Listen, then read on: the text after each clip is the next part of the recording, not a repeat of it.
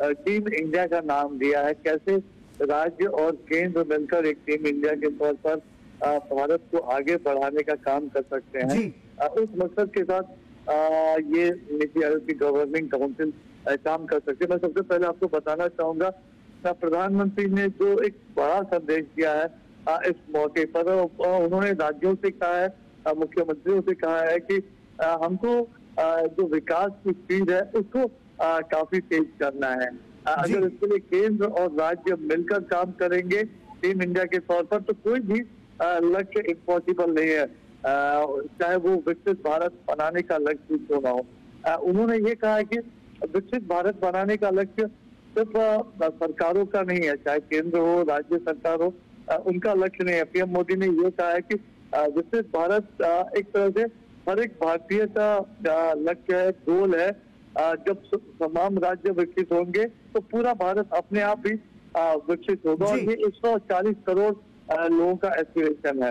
इसके अलावा मैं बस जो छोटे छोटे उन्होंने एक और राज्यों से कहा है कि आग्रह किया है कि वो एटलीस्ट एक टूरिस्ट डेस्टिनेशन है हर स्टेट में, उसको इस तरह से डेवलप करे वो ग्लोबल स्टैंडर्ड्स के हो, और वहाँ तमाम तरह की फैसिलिटी इंफ्रास्ट्रक्चर हो। One state one global destination का उन्होंने एक तरह से अपील की है। इसके अलावा उन्होंने कहा कि इंडिया बहुत तेजी से अर्बन पॉपुलेशन भारत में बढ़ रही है, तो इस लिहाज से एक फ्यूचर रेडी सिटीज हमको बनाने की जरूरत है, जहाँ पर ग्रोथ भी हो, इनोवेशन भी हो, और वो सस्टेनेबल सिटीज हो। तो बहुत महत्वपूर्ण एक ऐलान, और हम जानते हैं कि एक बड़ा एजेंडा गवर्निंग काउंसिल के लिए भी तय किया गया है। लेकिन इसके साथ साथ सुधाकर, हम ये भी देख रहे हैं जो संदेश देने की कोशिश की गई उसमें कहा गया जब राज्यों का विकास होगा तब देश का विकास होगा, और ऐसे में जब हम बात कर रहे हैं समग्र विकास की तो उसमें समावेशी विकास और सतत विकास, इन दो पर भी ज्यादा केंद्रित चर्चा का विषय रहा है। इसे कैसे समझ सकते हैं?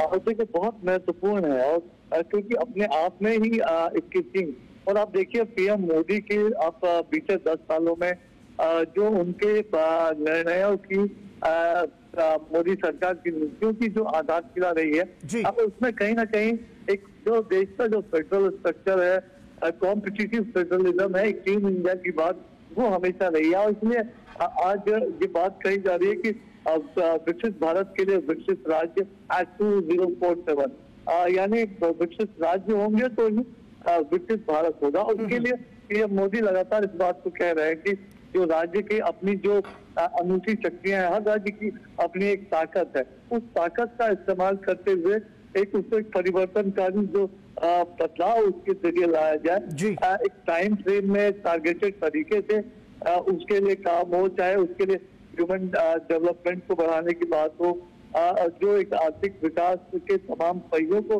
शामिल करने की बात हो, वो सस्टेनेबल हो, उसमें इंफॉर्मेशन टेक्नोलॉजी हो या गवर्नेंस की बात हो, तो हर पहलू पर ध्यान देते हुए एक तरह से ग्लोबल स्टैंडर्ड के राज्यों में काम हो और उसके जरिए भारत का विकास हो सके। और देखिए हमको पता है कि आपने भी चर्चा की कि जो इसकी आधारशिला है, बीते समय में जो चौथी बैठक हुई थी चीफ सेक्रेटरी की, उसमें रखी गई थी। उसमें कई विषय थे, चाहे वो टियर 2 टियर 3 सिटीज में मैन्युफैक्चरिंग को स्टैब्लिश करना हो, जो छोटे शहर है देश के वहाँ सर्विसेज को स्टैब्लिश करना हो, जो कृषि के अलावा ग्रामीण क्षेत्र में है उसके लिए रोजगार की व्यवस्थाओं की बात है, शहरी में भी इस तरह के जो अनौपचारिक रोजगार से जुड़े हुए लोगों की बात हो, जो ग्रीन इकोनॉमी की बात हो, सर्कुलर इकोनॉमी की बात हो, ये तमाम ऐसे विषय हैं जिस पर राज्यों के साथ केंद्र मिलकर काम कर रही है। और पीएम मोदी का सिर्फ एक संदेश है कि आप भारत को, अपने राज्य को, अपने जिले को विकसित बनाने के लिए सोचे और अपने आप पूरा भारत विकसित होगा, लेकिन ये एक टारगेटेड तरीके से एक तय लक्ष्य के साथ होना चाहिए। सुधाकर, लक्ष्य रखा गया है 2047 तक विकसित भारत के अंदर भारत को एक विकसित राष्ट्र बनाने पर चर्चा की गई। आपको बताने की बैठक में विकसित भारत @2047 के दृष्टिकोण पर चर्चा की गई। विकसित राज्य से विकसित भारत का विचार राज्यों से दीर्घकालिक समावेशी और साहसिक दृष्टिपत्र तैयार करने का आह्वान है जो राष्ट्रीय प्राथमिकताओं के अनुरूप हो और स्थानीय परिस्थितियों पर आधारित हो। इन विजन दस्तावेजों में समयबद्ध लक्ष्य निर्धारित होने चाहिए। इनमें मानव विकास, आर्थिक वृद्धि, सततता, प्रौद्योगिकी और शासन सुधारों पर ध्यान देने की आवश्यकता है।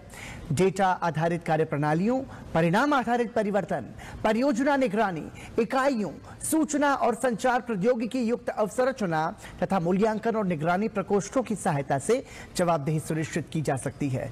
इस बैठक में देश के सामने मौजूद विकासात्मक चुनौतियों पर विचार विमर्श किया गया ताकि इस बात पर सहमति बन सके कि भारत को विकसित राष्ट्र बनाने के लिए राज्य किस प्रकार आधारशिला बन सकते हैं।